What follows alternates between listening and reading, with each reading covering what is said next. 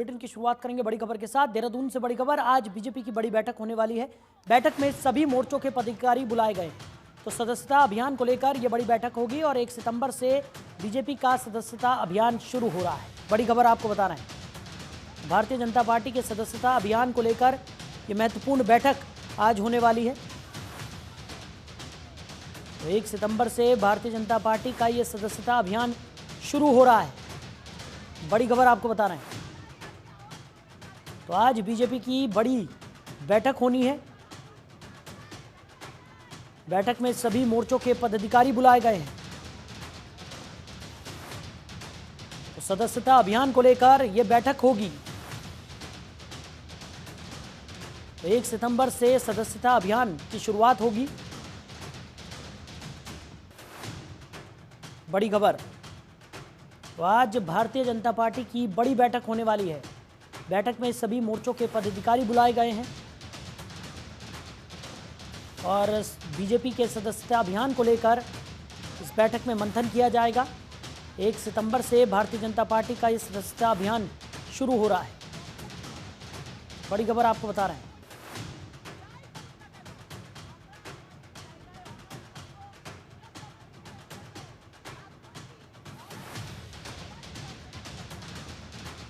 देहरादून से ये बड़ी खबर,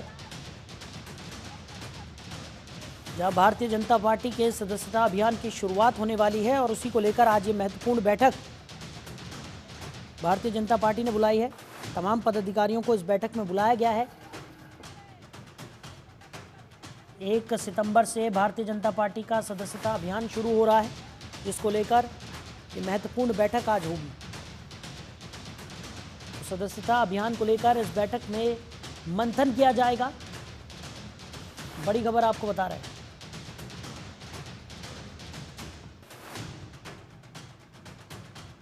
बैठक में सभी मोर्चों के पदाधिकारियों को बुलाया गया है। तो सदस्यता अभियान को लेकर ये बड़ी बैठक आज होगी।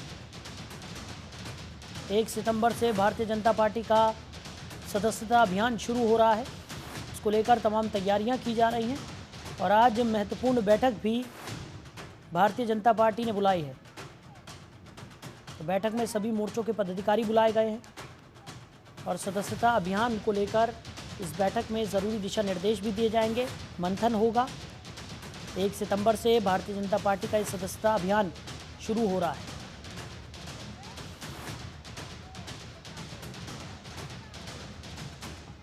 खबर पर ज़्यादा जानकारी के साथ हमारे सहयोगी हरीश खनेड़ा हमारे साथ जुड़ गए। हरीश, आज भारतीय जनता पार्टी की महत्वपूर्ण बैठक है जिसमें सभी मोर्चों के पदाधिकारियों को बुलाया गया है और बीजेपी की तरफ से जो सदस्यता अभियान की शुरुआत की जा रही है उसको लेकर भी इस बैठक में मंथन होने की उम्मीद है। क्या जानकारी?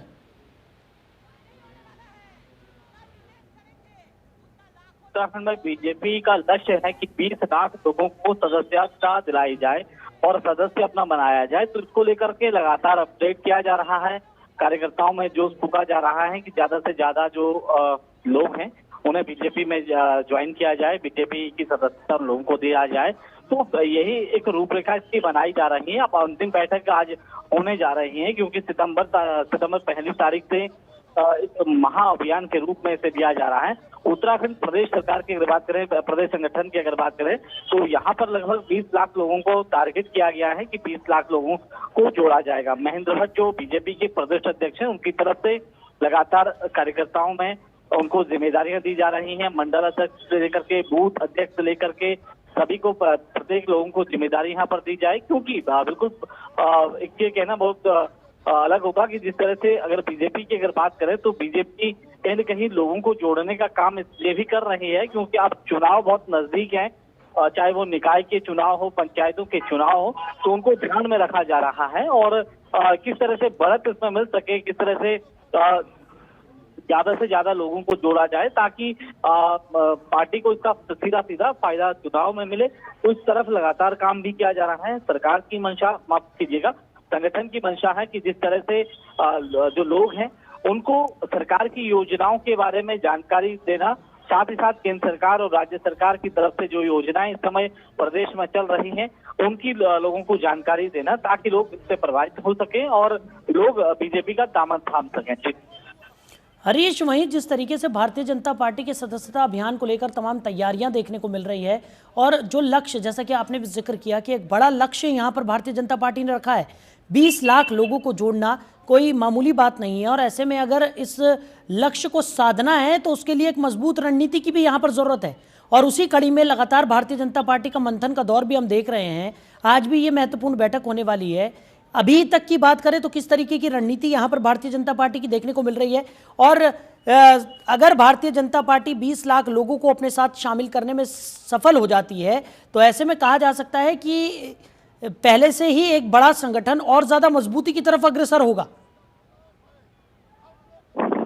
देखिए साहिल, अभी इससे पहले की अगर बात करें तो प्रदेश में जो केंद्रीय महामंत्री हैं उनकी तरफ से एक यहाँ पर शुभारंभ किया गया है इसका, और जो लक्ष्य यहाँ पर कार्यकर्ताओं को दिया गया है, प्रदेश के तमाम पदाधिकारियों को दिया गया है। खुद महेंद्र भट्ट की अगर बात करें जो बीजेपी के प्रदेश अध्यक्ष हैं, उनकी तरफ से, तमाम संगठन की तरफ से, तो उन लोगों को यहाँ पर जिम्मेदारी देने का काम अभी किया गया है। और क्योंकि चुनाव है, जैसे मैंने आपको बताया कि चुनाव है, और चुनाव के मद्देनजर एक टारगेट यहाँ पर दिया गया है, एक बड़ा लक्ष्य यहाँ पर दिया गया है। और जो ये अभियान है, ये सिर्फ अभियान नहीं बल्कि इसे महाअभियान का नाम दिया गया है, और इसमें ज्यादा से ज्यादा लोगों को जोड़ने का प्रयास किया जा रहा है। इसके लिए रणनीति बनाने में बीजेपी पहले से ही माहिर है। और उस समय की अगर बात करें तो बीजेपी की तरफ से तमाम जो कार्यकर्ता हैं उनको खुश करने की भी कोशिश यहाँ पर की जा रही है, उनको यहाँ पर जिम्मेदारी दी जा रही है ताकि लोग संगठन के साथ जुड़े रहें, और जो संगठन की जो नीति है, जो रणनीति है,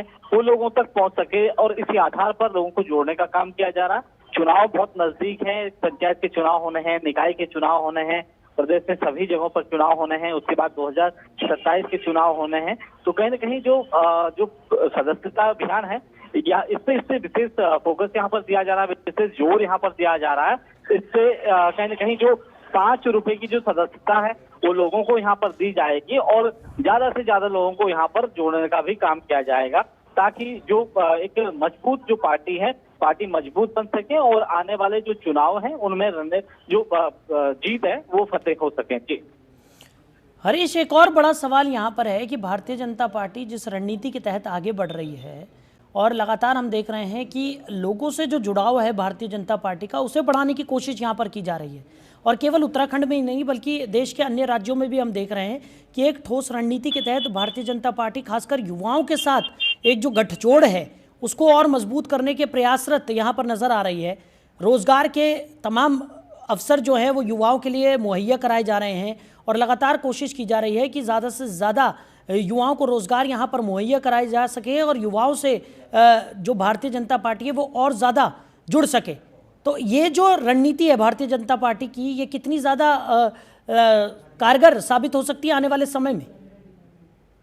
देखिए, निश्चित तौर पर कारगर साबित हो सकती है अगर वो ज्यादा से ज्यादा लोगों को जोड़ सकें, ज्यादा से ज्यादा लोगों तक जो नीतियां हैं उन्हें फैलाने में कहीं न कहीं भूमिका निभा सकें। लेकिन जैसे कि आपने अभी देखा कि प्रदेश में 2 उपचुनाव हुए थे, उसमें बीजेपी को कड़ा हार का सामना करना पड़ा था, और यही वजह है कि कहीं जब ये जो हार की जो ठोकर बीजेपी को लगी है, तो इसकी वजह से भी बीजेपी इस समय पूरे प्रदेश में फॉर्म में है और लगातार लोगों को जोड़ने का प्रयास कर रही है। सरकार की जो योजनाएं हैं उन्हें बखान करने की कोशिश कर रही, ताकि लोगों का झुकाव हो सके। जैसे कि आपने बताया कि यहाँ पर युवाओं की तरफ सबसे ज्यादा फोकस है, बल्कि युवा ही नहीं, महिलाओं को भी यहाँ पर टारगेट किया जा रहा है, उनको भी अधिक से अधिक संख्या में उनको जोड़ने का प्रयास किया जा रहा है। युवाओं को अपने तरफ खींचने के लिए भरपूर कोशिश बीजेपी की तरफ से की जा रही है। तो ये माना जाए कि कहीं न कहीं जो चुनाव है, चुनाव के मद्देनजर ये सारी चीजें यहाँ पर बीजेपी करती हुई नजर आ रही थी।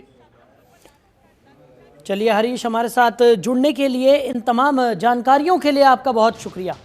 तो भारतीय जनता पार्टी की तरफ से सदस्यता अभियान की शुरुआत 1 सितंबर से की जा रही है, और उसी के चलते आज ये महत्वपूर्ण बैठक भी यहाँ पर बुलाई गई है, जिसमें हर मोर्चे के पदाधिकारियों को इस बैठक में शामिल होने के लिए बुलाया गया है। आगे बढ़ते हैं। उत्तराखंड में बारिश की रफ्तार थम गई है, तो मानसून का असर धीरे धीरे कम हो रहा है। मौसम विभाग का अनुमान है कि बारिश की रफ्तार अब धीमी हो गई है, और 25 सितंबर तक राज्य से मानसून की विदाई हो जाएगी। तो फिर से केदारनाथ धाम की पैदल यात्रा को भी शुरू कर दिया गया है। बड़ी खबर आपको बता रहे हैं। मौसम विभाग ने बारिश को लेकर यह अनुमान जताया है। मौसम विभाग का कहना है कि अब बारिश की रफ्तार धीमी हो गई है और 25 सितंबर तक राज्य से मानसून की विदाई होने की संभावना है। वहीं केदारनाथ धाम की पैदल यात्रा को फिर से शुरू कर दिया गया है। तो अब धीरे धीरे मौसम का कहर कम होता हुआ नजर आ रहा है। तो भारी बारिश की रफ्तार अब धीमी पड़ती हुई दिखाई पड़ रही है और मौसम विभाग ने अनुमान लगाया है कि बारिश की रफ्तार कम होने की वजह से ऐसा प्रतीत हो रहा है कि 25 सितंबर तक राज्य से मानसून की विदाई हो जाएगी। तो केदारनाथ धाम की पैदल यात्रा को भी फिर से शुरू कर दिया गया है। बड़ी खबर आपको बता रहे हैं।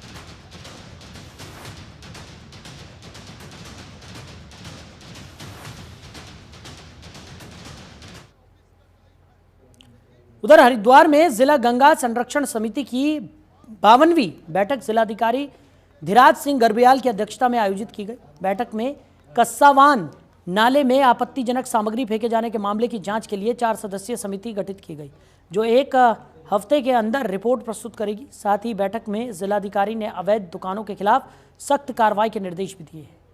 तो बैठक में कई उच्चाधिकारी एवं संबंधित विभागों के प्रमुख शामिल हुए। बड़ी खबर आपको बता रहे हैं। तो जिलाधिकारी की अध्यक्षता में ये बैठक हुई, जहां कास्साबान नाले और गंगा घाटों पर आपत्तिजनक सामान फेंकने को लेकर चर्चा की गई। तो अतिक्रमण किसी भी सूरत में बर्दाश्त नहीं किया जाएगा, ऐसा जिलाधिकारी का कहना था। जिला गंगा संरक्षण समिति की ये महत्वपूर्ण बैठक हुई। तो जिलाधिकारी की अध्यक्षता में ये बैठक हुई है। कई महत्वपूर्ण बिंदुओं पर इस बैठक में चर्चा भी की गई।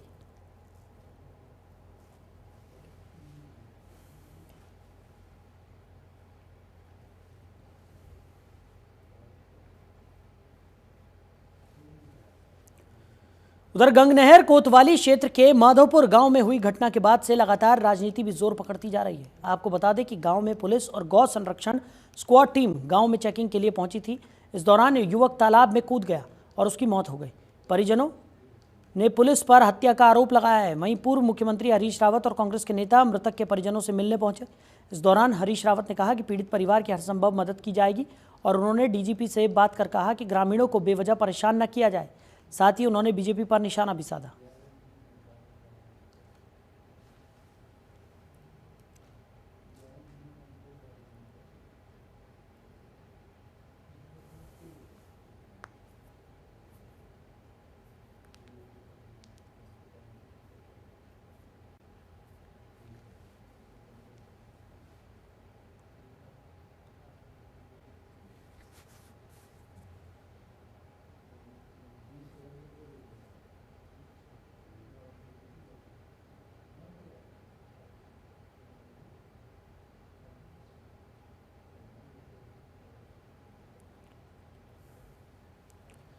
तो माधोपुर की घटना पर लगातार राजनीति होती हुई नजर आ रही है। पीड़ित परिवार से मिलने पूर्व मुख्यमंत्री हरीश रावत पहुंचे।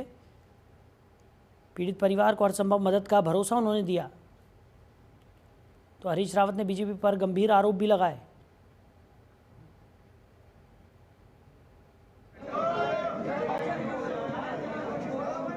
बड़ी खबर आपको बता रहे हैं। तो पीड़ित परिवार से मुलाकात करने के लिए हरीश रावत पहुंचे। उन्होंने कहा कि पीड़ित परिवार की हरसंभव मदद की जाएगी। साथ ही साथ उन्होंने डीजीपी से बातचीत की। उन्होंने कहा कि बेवजह ग्रामवासियों को परेशान न किया जाए। साथ ही साथ भारतीय जनता पार्टी पर निशाना साधते हुए भी हरीश रावत नजर आए।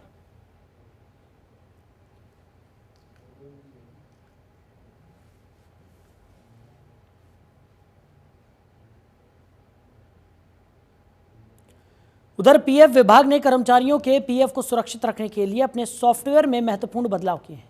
अब कर्मचारियों का पीएफ काटने और निकालने की प्रक्रिया ओटीपी आधारित होगी, जिससे सुरक्षा में वृद्धि होगी।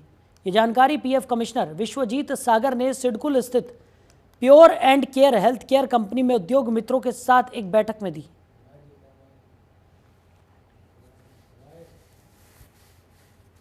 तो पीएफ कमिश्नर ने बताया कि पहले पीएफ कटौती और निकासी के लिए ओटीपी की आवश्यकता नहीं होती थी, लेकिन अब इस नई व्यवस्था के तहत कर्मचारी की जानकारी और पीएफ दोनों को सुरक्षित रखने के लिए ओटीपी अनिवार्य किया गया है। इससे कर्मचारियों का पीएफ सुरक्षित रहेगा और कोई भी हैकर यूजर आईडी और पासवर्ड का दुरुपयोग नहीं कर सकेगा। उन्होंने उद्योगों को निर्देश दिया कि सभी कर्मचारियों के मोबाइल नंबर पीएफ पोर्टल पर रजिस्टर्ड कर दिए जाएं ताकि भविष्य में किसी प्रकार की परेशानी न हो। बैठक में SMAU international industry and trade chambers के राष्ट्रीय महासचिव राज अरोड़ा ने कहा कि पीएफ विभाग ने इस बदलाव से कर्मचारियों के भविष्य को सुरक्षित किया है। उन्होंने उद्योगों से अपील की है कि वो पीएफ पोर्टल पर सभी जानकारी सही और पूरी तरह से अपलोड करें ताकि कर्मचारियों को किसी भी प्रकार की असुविधा का सामना न करना पड़े।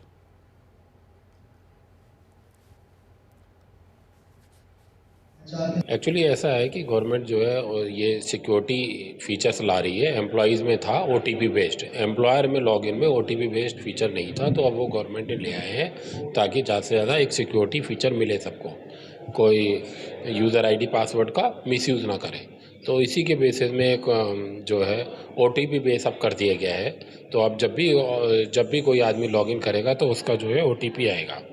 ये आ रही है कि कुछ लोगों के पास अपने मोबाइल नंबर भी करेक्शन कराना है जो नहीं है, पुराने हैं, तो इसके लिए हम पूरा प्रेजेंटेशन लेकर आए हैं ताकि लोगों को पहले गाइड कर पाएँ और जिससे हम इमीडिएटली इस प्रॉब्लम को सॉल्व कर दें। ये लोग जो है काफ़ी खुश हैं। हमारा जो प्रेजेंटेशन है हमने लाइव डेमो भी किया है, तो उनको काफ़ी चीज़ें समझाई गई हैं, पूरा प्रोसेस समझाया गया है कि अगर कोई प्रॉब्लम आएगी तो हम किस हिसाब से सॉल्व। पीएफ डिपार्टमेंट द्वारा अपने ऑनलाइन पोर्टल की सिक्योरिटी बढ़ाने के लिए कुछ फीचर्स उनकी वेबसाइट में ऐड किए गए हैं, जिसकी वजह से इंडस्ट्रीज़ को काफ़ी परेशानियों का सामना करना पड़ रहा है।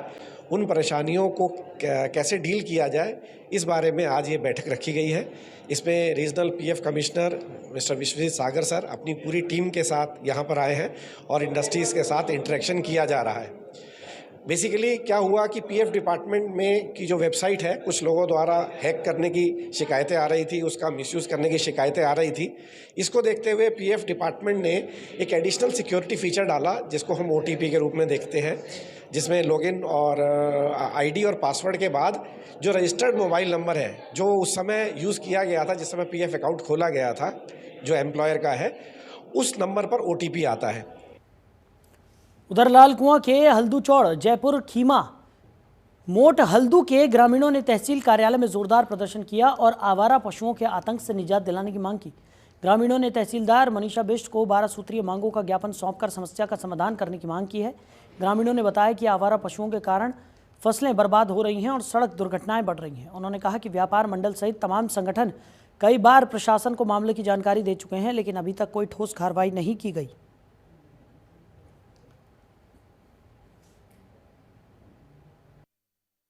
सभी इलेक्ट्रॉनिक मीडिया का धन्यवाद करूँगा कि आप लोगों ने इतना हमारा सहयोग किया।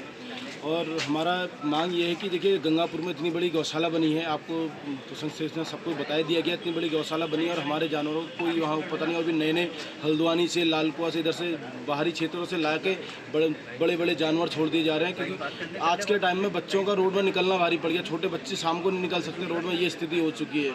और हमारा ज़्यादा कुछ कहना नहीं है तहसीलदार महोदय से। 1 हफ्ते का हमने निश्चित टाइम दिया, अगर 1 हफ्ते में हमारे से कोई हमारे इलाके में या कहीं भी कोई कार्रवाई नहीं होती है, वो नहीं कि 2 पकड़ लिए 4 पकड़ लिए, हमको उस कार्रवाई से मतलब नहीं, हमको एक पूर्ण तरीके की कार्रवाई चाहिए। अगर वो कार्रवाई नहीं होती है तो हम इसमें एक उग्र आंदोलन करेंगे। वो शायद बहुत ही बड़े रूप में होगा, हम बता नहीं सकते, क्योंकि देखिए ये तो हमारे 1 दिन 2 दिन की बुलाए हुए लोग हैं। क्षेत्र में लगातार मौतें हो रही हैं। अभी तक लगभग इसी महीने का अगर काउंट करें तो लगभग 32 से ऊपर मौतें लालकुआ विधानसभा में हो चुकी हैं, जो बड़ा दुर्भाग्य का विषय है। हम लोग आज तहसीलदार महोदय के पास आए हैं, उनको ये हमने आज एक अल्टीमेटम दिया है 1 हफ्ते का कि अगर 1 हफ्ते के अंदर अभियान चलाकर ये आवारा पशु नहीं उठाए जाते हैं तो या तो वो आवारा पशु हम लालकुआ तहसील में पहुंचा देंगे, और जो गौशाला हल्दूचौड़ क्षेत्र में चल रही है उन सभी गौशालाओं पे हम खुद ताला जड़ेंगे, क्योंकि उनका ये कहना है कि इनमें हम जो है आवारा पशु नहीं रख सकते। नगर निगम की गौशाला है, तो नगर निगम की जो गौशाला है वो नगर निगम अपने क्षेत्र में चलाए, हमारे क्षेत्र में हम वो गौशालाएँ नहीं चलने देंगे। अगर हमारे क्षेत्र की समस्या है तो उन गौशालाओं में हमारे क्षेत्र की गायों की भी एंट्री होगी, अगर नहीं होगी तो उस पर जो है हम पूरे क्षेत्रवासी, पूरे क्षेत्र के प्रधान आज है, जनप्रतिनिधि है, सामाजिक कार्यकर्ता हैं, छात्र नेता हैं, सब मिलकर जो है एक तो गाय भी बांधेंगे और वहाँ पर तालाबंदी भी करेंगे। और जो भी इसमें 1 हफ्ते के बाद अगर कोई कार्रवाई नहीं होती तो फिर हम इस तहसील का घेराव भी करेंगे। तो मित्रता सेवा सुरक्षा का नारा देने वाली पुलिस खुद ही लोगों पर लाठीचार्ज करने पर उतर आई है। ताज़ा मामला हल्दूचौड़ चौकी क्षेत्र का है, जहां पुलिस पर छात्र नेताओं पर लाठीचार्ज करने का आरोप लगा है। मामला जन्माष्टमी के समय का है, जब हल्दूचौड़ के केशव प्लाजा के बाहर छात्र संघ पदाधिकारी खड़े थे। इस बीच हल्दूचौड़ चौकी इंचार्ज और पुलिस के सिपाही उतरे और उन्होंने सीधे छात्रों पर लाठीचार्ज कर दिया। हल्द्वानी एसपी सिटी कार्यालय में ग्राम प्रधान संगठन के साथ पहुंचे छात्र नेताओं ने वीडियो दिखाते हुए एसपी सिटी को अपनी पीड़ा बताई, जिस पर एसपी सिटी ने लालकुआं सीओ को पूरे मामले की जांच दी है। और हल्दूचौड़ क्षेत्र से आए ग्राम प्रधान संगठन और छात्र नेताओं का स्पष्ट कहना है कि जब तक चौकी का पूरा स्टाफ और चौकी इंचार्ज नहीं बदले जाते तब तक वो आंदोलन करते रहेंगे। आपको पता है जन्माष्टमी का महोत्सव हमारे हल्दूचौड़ क्षेत्र में हर प्रत्येक वर्ष होता है। तो मैं अपने साथी के साथ केशव प्लाजा के सामने रोड के किनारे पे हम 3-4 लोग हम खड़े थे। तो हमारी बातें चल रही थी तो अचानक से पुलिस वाले जो हमारे गौरव जोशी जी है हल्दूचौड़ चौकी के चौकी इंचार्ज, वो अपनी पर्सनल कार में 3-4 लोग आए। तो जैसे वो आते 5 से 10 सेकंड के अंदर ही सीधे गाली गलौज करी और इन्होंने लाठी मारना शुरू किया। पहले वर्तमान शासन सचिव खजांचन आर्या को लाठी मारी, उसके बाद उन्होंने मुझे लाठी मारी और गाली गलौज करते हुए कहा कि यहाँ से भागो तुम। उसके बाद मेरे साथ वाले थोड़े इधर उधर हो गए थे। उसके बाद मैंने गाड़ी रोकी, उसके बाद वो लोग जाने लग गए थे। फिर मैंने उनको रोका, मैंने कहा सर 1 मिनट रुकिए, आपने हमें क्यों मारा? क्या हम कोई क्रिमिनल हैं? क्या हम कोई 2 नंबर का काम कर रहे हैं या हम कोई इसमें की है? आप बताओ ना, आपने कौन से राइट से हमें मारा? एसआई गौरव जोशी सर आते हैं और उसके तुरंत बाद 5 से 10 सेकंड के बीच में लाठीचार्ज कर देते हैं। उसके बाद हम एसआई साहब से पूछते हैं कि सर आपने किस बेस पे हमें मारा और क्यों मारा? तो उनका क्या कहते हैं, उनका कहना यह होता है कि तुम यहाँ पे खड़े हो। हमने कहा सर खड़े हुए हमारे राइट है, हम 100 मीटर के दायरे पे मेरा घर है, मैं यहाँ पे खड़े नहीं हो सकता हूँ। तो फिर उसके बाद हमने कहा कि हम आपकी शिकायत सीएम पोर्टल डीएम पोर्टल में करेंगे। तो जा कर ले, उन्होंने ये शब्द बोले और माँ बहन की गाली गलौज करी। और जिसके बाद हमने जैसे अपने कैमरे निकालने के बाद कहने लगे कि अरे तुम तो मेरे छोटे भाई हो, आपको तो हमने एलबीएस कॉलेज में कोऑपरेट किया है, और जबकि यह कभी हुआ नहीं कोऑपरेट। क्या कार्रवाई की मांग चाहते हो? कार्रवाई की मांग यह है कि आज हमारे साथ ही हुआ है, कल हमारे छोटे भाई बहन किसी के साथ भी रात को कैसे हो जाता है? क्या रात को 8:30 बजे रात को 8:30 बजे क्या कहते हैं, कोई घूमने का किसी को अधिकार नहीं है। और हमारी मांग यह है कि तत्काल इनका ट्रांसफ़र किया जाए। देखिए कल रात की बात है और हमारे गोधाम का मेला लगा रहता है और हर जन्माष्टमी में होता है। तो उसमें हमारे बच्चे घर ही के आसपास में खड़े हुए थे। तो इन्होंने जो बताया कि इनके साथ लाठियाँ मारी गई, जिसका ये रिकॉर्डिंग भी हमें दिखा रहे हैं, तो वो बिल्कुल प्रशासन ने गलत काम किया है और उस चीज़ को हमारे क्षेत्र के लोग भी बर्दाश्त नहीं कर पाएंगे। क्योंकि कल जो माहौल बहुत ख़राब हुआ था हमारे यहाँ, उसके साथ साथ चौकी का भी ठीक रवैया नहीं है। जो चीज़ें चोरियाँ हो रही हैं उसका रिजल्ट नहीं है, शराब अगर कहीं पे जगह जगह पे बिक रही है उसका कोई रिजल्ट नहीं है कि हाँ कौन। और सबसे बड़ी बात कि हमारा उत्तराखंड स्मैक की वजह से पूरा ख़त्म हो चुका है, तो उसमें भी कोई कार्रवाई नहीं हुई। तो हम लोग यही डिमांड करते हैं कि पूरा स्टाफ वहाँ से चेंज हो। हाँ, उन लोगों ने एक ज्ञापन दिया है जिसमें आरोप है कि हल्दूचौड़ चौकी इंचार्ज और कुछ पुलिसकर्मियों ने उनके साथ दुर्व्यवहार और मारपीट की है। वो चौकी की कार्यप्रणाली से क्षुब्ध थे। मेरे पास शिकायत आई है, इसकी जांच मैंने सीओ लालकुआं को दे दी है और इसमें जैसी रिपोर्ट आएगी उसके अनुसार हम अग्रिम कार्रवाई करेंगे। सर वीडियो में साफ मारपीट करते हुए कुछ पुलिसकर्मी दिख रहे हैं, वहाँ डंडे मार रहे हैं छात्रों को, लगातार इस तरह के कई मामले सामने आ रहे हैं। देखिए मैंने कहा ना, जैसे कि इसकी जांच कर ली जाएगी, इसमें दोनों पक्षों को सुना जाएगा और जो भी वहाँ पर विटनेस थे, अन्य गवाह या जो भी और फुटेज हैं, उनका अवलोकन के बाद ही हम किसी निष्कर्ष पर पहुँचेंगे। तो फिलहाल इस बुलेटिन में मेरे साथ इतना ही। आप बने रहिए और देखते रहिए जनतंत्र टीवी। नमस्कार।